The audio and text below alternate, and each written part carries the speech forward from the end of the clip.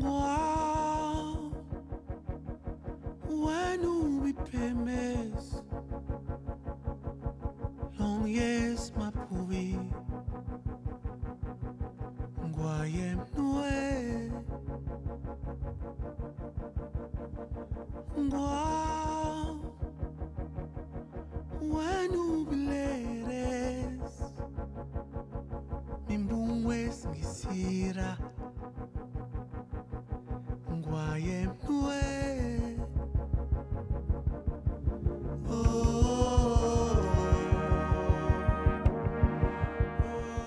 Bonjour, bonsoir. Mon nom c'est Bédard Galkam. Bienvenue sur ma chaîne CSWUS, qui signifie Change Start With Us. Cet acronyme a été choisi pour refléter ma conviction profonde, comme quoi le changement souhaité passe par l'action de chacun d'entre nous, de chaque individu, par la vôtre et par la mienne. Car nous sommes, selon moi, les principaux responsables, et cela tous collectivement, de la situation catastrophique de nos pays, et nous serons les seuls à pouvoir sortir nos pays de ce bourbier. Personne ne viendra nous aider. Présentement, à court moyen terme, le plus grand danger qui nous guette est une recolonisation du continent. Suite à un repartage du monde exactement comme en 1945. Et si vous croyez que je raconte du n'importe quoi, que cela ne se reproduira pas, réfléchissez-y encore. Car 1945, c'était pas la première fois où le monde était partagé pour apaiser le conflit entre les grandes puissances. Il y a eu plusieurs autres dates, incluant 1494. Et ceux qui ont suivi ont toujours cru que ça n'arriverait pas. Mais de toute façon, c'est le sujet d'une autre vidéo. Aujourd'hui, j'aimerais aborder le dossier du groupe Dangote, qui fait beaucoup de bruit sur la toile, par exemple. Il est important pour moi de remettre la balle au centre, puis de vous remettre en contexte afin que vous puissiez saisir les dynamiques qui ont mené à la situation où l'on se trouve. Que vous compreniez aussi que le groupe Dangote n'est pas innocent dans tout ça. Mais avant d'aborder ce dossier, il serait primordial que je vous rappelle de vous abonner à la chaîne afin de démontrer votre soutien pour le travail que je fais. Vos commentaires et les critiques sont très importantes pour moi. Ils me permettront évidemment de m'améliorer, d'approfondir ma réflexion et plus important, de répondre à vos questions, mais aussi d'apprendre de vous, mes chers amis. L'affaire Dangote.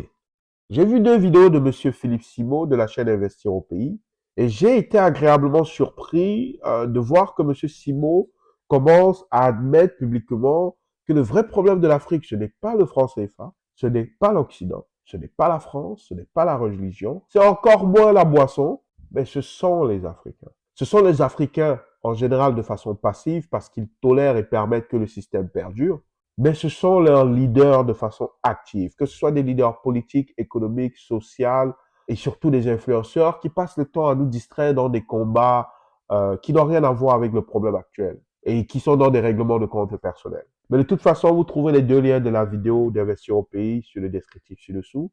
Vous ferez aussi votre propre idée. Hein. C'est pour ça qu'on est là. Revenons à l'affaire Dangote. Au vu des réactions sur la toile et de différents influenceurs, encore une fois, c'est fascinant comment les Africains ne comprennent toujours pas comment les choses fonctionnent. Je dois préciser que mon analyse se fait à partir des informations que j'ai. Je ne vis pas dans la tête de M. Dangote et je n'ai pas été dans les salles de signature de contrat. Mais ce que je sais, c'est qu'à partir de mes connaissances du marché du négociation et du développement d'affaires, je peux vous dire, en fonction de ce qui a été dit, des actes posés, des réponses des gouvernements, quelle a été la stratégie de M. Dangote et le thinking et où est-ce qu'on voulait aller avec tout ça. Une chose est certaine, c'est que si le groupe Dangote avait les permis et un contrat légal de livraison signé avec l'État du Nigeria comme fournisseur, nous ne serions pas sur la place publique en train de débattre de cette affaire. Nous serions face à un débat judiciaire où on aura des titres du type le groupe Dangote poursuit l'État du Nigeria pour bris de contrat. Mais c'est pas le cas. Donc ceux qui sur la toile déchiraient leur chemise avant d'avoir plus de détails sur cette affaire, je vous demande un peu de retenue. Le nudisme et l'exhibitionnisme ne vous sied pas. Restons concentrés. Et avant de crier au scandale, appeler au panafricanisme, à la solidarité entre Africains, blablabla, blablabla. Moi, de toute façon, je ne suis pas de ceux qui supportent des Africains qui sont nuisibles à d'autres, juste parce qu'ils sont Africains. Et juste parce que je veux en mettre une profonde aux anciennes puissances coloniales. Non, ça, C'est nuisible, ce type de réflexion. Mais en plus, en fait, c'est quel scandale que vous dénoncez? Est-ce que c'est celui d'un milliardaire qui emploie des tactiques capitalistes sauvages pour s'enrichir dans un milieu où la majorité des Nigérians tirent le diable par la queue? Ou vous êtes choqué par la succession de gouvernements incompétents, incapables de supporter un talent national et pire, de développer une industrie stratégique nationale? Moi, je dénonce les deux. Mais si vous êtes défenseur du développement du continent, ensemble, si vous êtes défenseur de l'amélioration des conditions de vie de la majorité des Africains, vous ne devrez pas verser une larme pour M. Dangote, ce bourgeois qui dort dans ses draps de soie. Mais vous devrez plutôt garder vos larmes pour la majorité des jeunes qui souffrent, des Africains qui souffrent. Ce que vous devez savoir,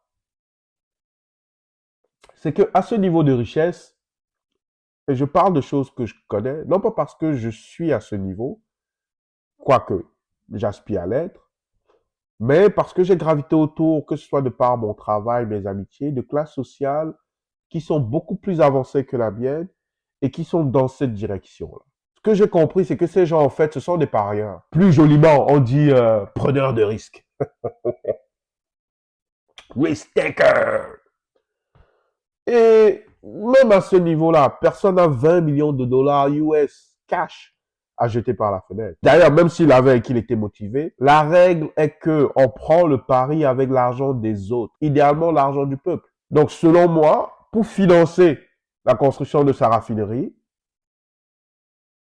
le groupe Dangote a pu obtenir son financement en faisant la présentation suivante à ses partenaires. Allez, je vais caricaturer. L'essence que je vais vendre à l'extérieur, que je vais importer de l'extérieur, c'est du bon. Avec ça, les amis, je vais faire une marge plus ou moins équivalente à celle, la moyenne du marché. On va être flush. Donc, mes revenus couvriront les dettes, coûts d'exploitation et le rendement minimum que je vous promets, qui va pas être loin de celui du marché. Mais par contre, les amis, avec le pétrole nigérian, les marges bénéficiaires vont exploser. Et nous ferons plus d'argent, comme dit une influenceuse. Alors, commençons, ma stratégie est la suivante. Commençons la raffinerie avec le plan A, qui est l'importation du pétrole étranger. Ainsi, j'obtiendrai les permis de bâtir et les permis d'exploitation pour qu'on peut commencer à construire l'usine. Une fois que l'usine sera terminée, je mettrai l'État nigérian au pied du mur. Surtout dans un contexte où les peuples africains sont dans une mouvance panafricaniste, nationaliste. Je ferai appel à l'opinion publique, puis je l'utiliserai pour faire pression et forcer l'État nigérian à nous livrer le pétrole local. On fera plein d'argent à cause de nos économies d'échelle et surtout nos coûts par rapport à la matière brute et l'économie fait sur les coûts du transport. C'est très important que vous compreniez la dynamique afin de saisir ce qui se passe en ce moment et surtout enlever les organes. Ne pas vous retrouver en train de supporter quelqu'un qui, lui, ne veut pas de votre bien. Du moins, s'en fout. En fait, c'est simplement une tactique du capitalisme sauvage qui semble se jouer devant nous et que vous, supporters aveugles, n'êtes que des marionnettes. Le groupe Dangote devrait tout aussi être prudent. Nous ne sommes pas en Occident. Même si le Nigeria est plus avancé que certains de ses pairs africains, là-bas comme en Chine, des milliardaires peuvent s'y faire et se défaire. L'autre chose importante que tout le monde semble oublier, il serait très imprudent d'analyser cette situation sans tenir compte des tensions nord-sud au Nigeria et de l'inconfort d'une certaine élite du nord musulman plus pauvre. Avoir l'emprise du sud chrétien plus riche sur l'économie nigériane s'agrandir à travers cette tentative de contrôle en plein air de la principale ressource économique du pays. Et cela même si Dangote est un fils du Nord. Mais ses activités sont installées dans le sud. Ce pays compte 36 États. Et sur les 20 États les plus riches, seulement 7 sont du nord. Les 9 États les plus riches du pays sont du sud. Et il serait aussi mal avisé de négliger qu'une élite du sud, peu réceptive à voir un originaire du nord, prendre autant de contrôle sur l'économie nigériane. Ça, c'est un pan de l'histoire.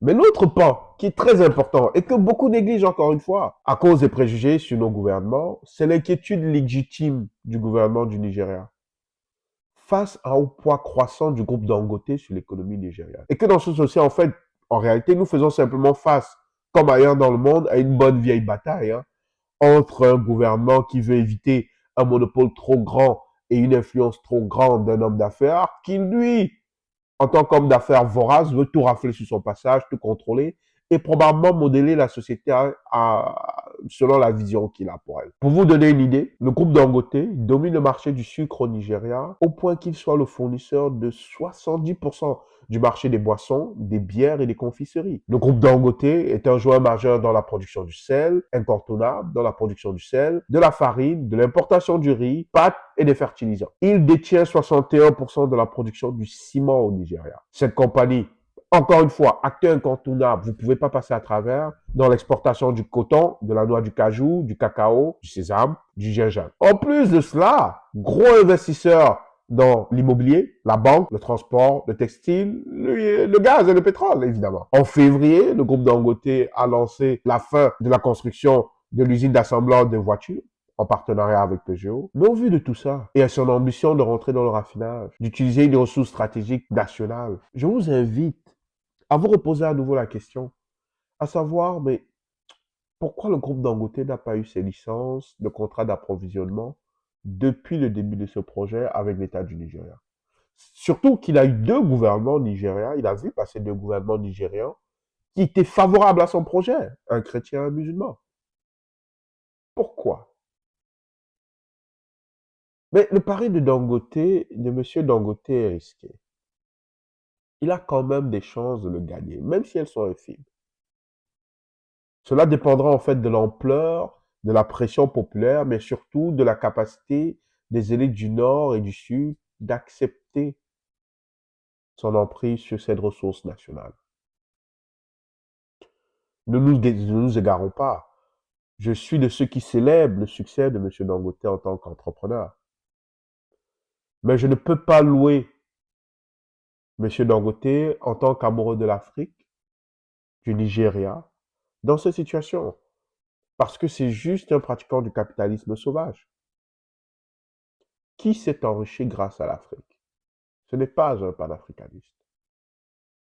Mais d'un autre côté, l'État du Nigeria est le principal responsable de tout ce bordel. C'est celui qui a le plus tort dans cette affaire. Parce qu'il n'est pas normal qu'un tel projet stratégique puisse voir le jour sans une participation de l'État de façon majoritaire. Ce n'est pas normal. Tout ce qui est exploitation de ressources stratégiques ne devrait pas se faire sans la participation majoritaire de l'État. Et tout État a raison de s'inquiéter de l'exploitation de ces ressources stratégiques par une entité privée, qu'elle soit nationale ou étrangère. Car l'histoire a déjà démontré, et dans la majorité des cas, ça ne bénéficie ni au pays, ni à la majorité de la population. Monsieur Simo tape encore à côté sur le sujet de l'exploitation des ressources stratégiques dans sa seconde vidéo, où il fait une fausse équivalence, un shortcut sur la gestion des ressources par les Africains versus les pays du Golfe, laissant ainsi sous-entendre que ces derniers supportent leurs champions privés dans l'exploitation de leurs ressources stratégiques, alors que c'est archi faux. Ce qu'il semble ignorer, c'est que pour un pays qui vise à sortir de la misère, en ce qui concerne l'exploitation des richesses stratégiques, l'existence même d'un poids lourd du genre le groupe Dangote est une anomalie qui va corrompre l'objectif national de sortir le pays de la misère. Ce n'est pas normal qu'un tel groupe, avec une telle ampleur, existe dans un pays qui a autant de difficultés. Car si vous remarquez bien, le développement fulgurant qui bénéficie à la majorité des populations d'un pays, dans ce pays, l'exploitation des ressources stratégiques comme le pétrole, le gaz ou autres est majoritairement faite par l'État. Alors, prenons l'exemple de l'Arabie Saoudite, puisqu'il a parlé des pays du Golfe. Je vous invite à vous informer sur la plus grande compagnie pétrolière au monde qui s'appelle Aramco. Aramco, on dit. Qui était jalousement détenue par des Américains, 4 compagnies privées américaines, et qui a été rapidement, je peux dire rapidement, nationalisée en 1980 par l'État saoudien. Et c'est à partir de là qu'a débuté, je vous dirais, la naissance de l'Arabie Saoudite d'aujourd'hui, où le salaire moyen s'élève à 1066 dollars US par mois, plus de 500 000 francs CFA par mois. Le salaire moyen. Asseyez-vous, il n'y a aucun acteur privé saoudien qui possède une seule raffinerie. Aucun. Entièrement. Aucun. Et Aramco soit raffine toute seule son pétrole ou le fait en partenariat avec une entreprise étrangère. Prenons la Norvège, en Europe, moins loin. Il n'existe pas de raffineur privé norvégien. La plus grosse raffinerie de Norvège est propriétaire à 100% de la société d'État appelée Equinor. Et la seconde raffinerie moins importante, qui ne pourra même pas elle seule couvrir tous les besoins du pays, est détenue par ExxonMobil. Avoir une raffinerie privée, qu'elle soit d'un acteur national ou étranger, détenue à 100% l'exploitation, le droit d'exploitation des ressources stratégiques, ou dans le cas du pétrole, le droit de raffinage, est une anomalie.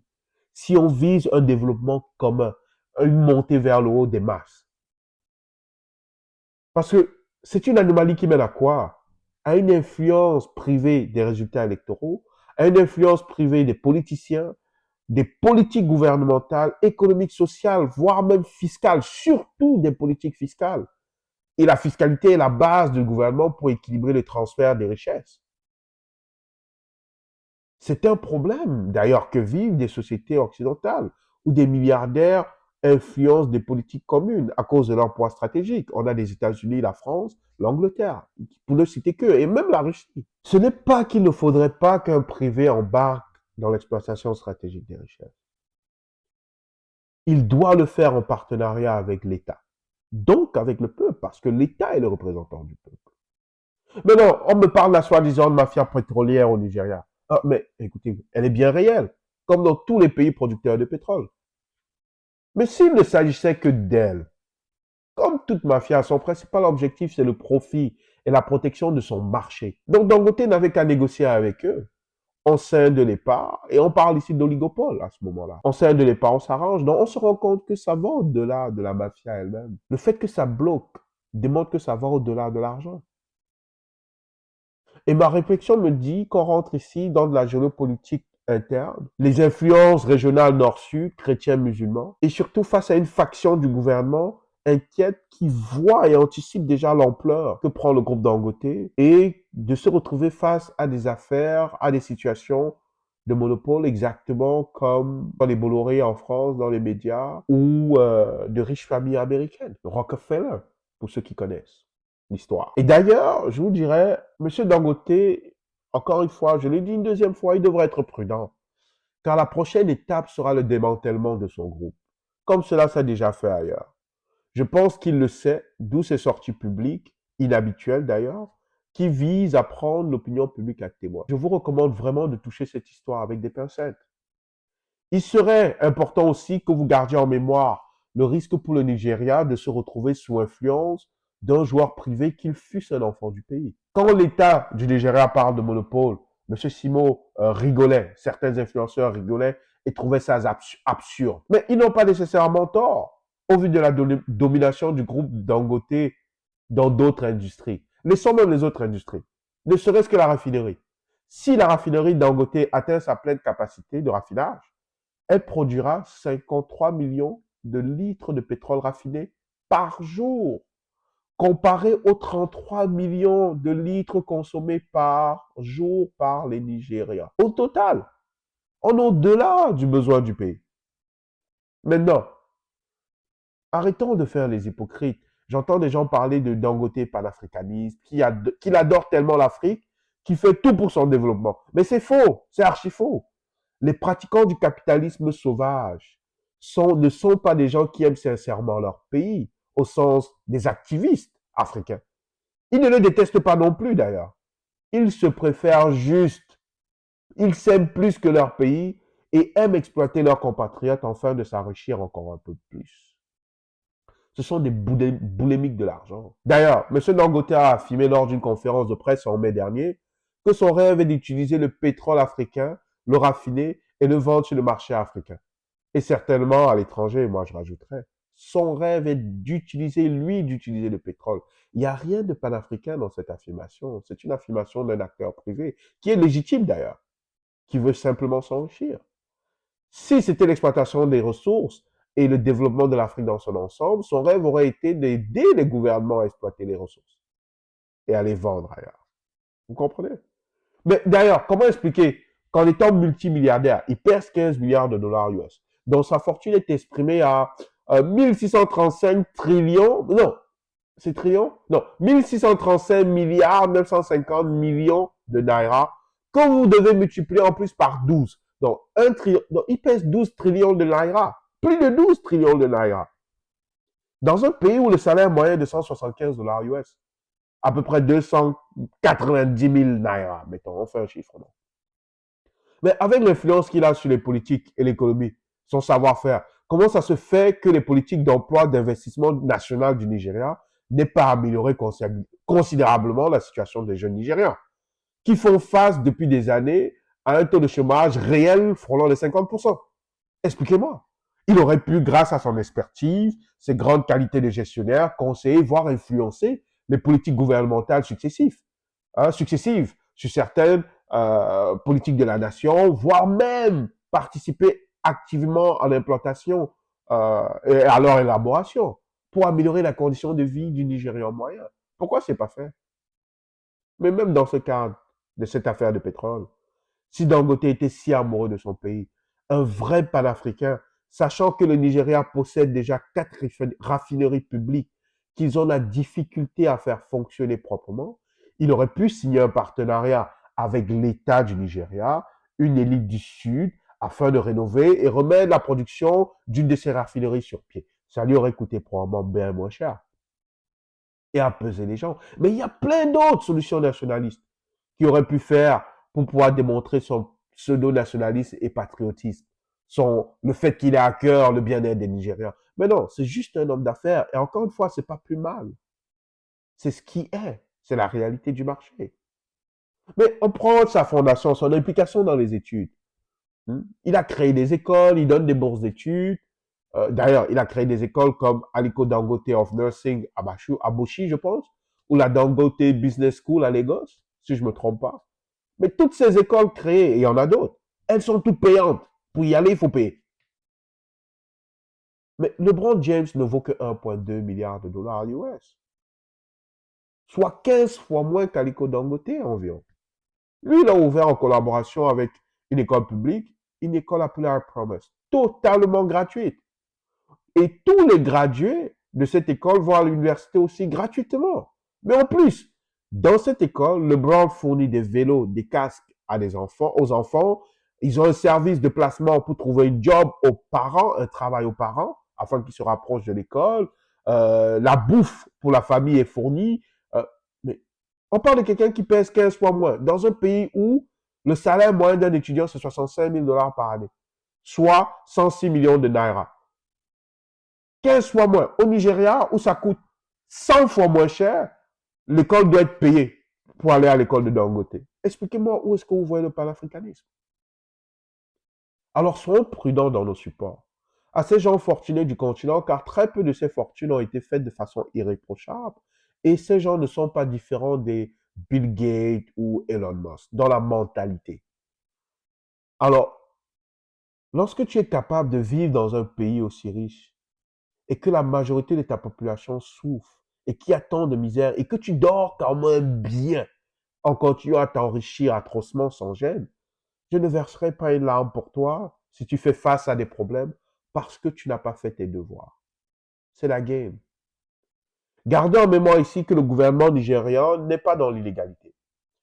Et si on ne regarde pas la situation dans son ensemble, on peut facilement tomber dans des biais où on trouve le refus du gouvernement nigérian de décerner une licence à un acteur local comme étant un manque de patriotisme. Mais M. Dangote est un homme à faire averti. Et si je ne me trompe pas, au vu de sa fortune d'ailleurs, il aurait donc dû être préparé à cette éventualité et sécuriser ses contrats d'approvisionnement avec le Nigeria ou avoir un plan B. Ça peut aussi être analysé comme un échec de sa part en tant qu'homme d'affaires. Dans la situation dans laquelle il se trouve à la fin, c'est simplement sa responsabilité, sa faute personnelle. Et je trouve vraiment prétentieux que quelqu'un de ma classe sociale ou d'une classe inférieure à M. Dangote se permette de larmoyer ou de s'offusquer sur un mauvais coup d'un riche qui, de surcroît, selon moi, n'a rien fait de tangible pour la majorité des Nigérians de son pays. Le fait d'avoir une personne en Afrique subsaharienne qui pèse 15 milliards de dollars est une anomalie en soi. Au vu des nombreux challenges auxquels fait face le Nigeria et les pays de la sous-région. Mais ceci n'est que mon point de vue, qui j'espère vous aidera à vous poser de nouvelles questions sur ce cas. Parce que, en tout cas, comme dirait un ami, ne dites pas qu'on vous avait pas prévenu, car à la fin, chacun apprendra à son rythme. C'est juste le rythme.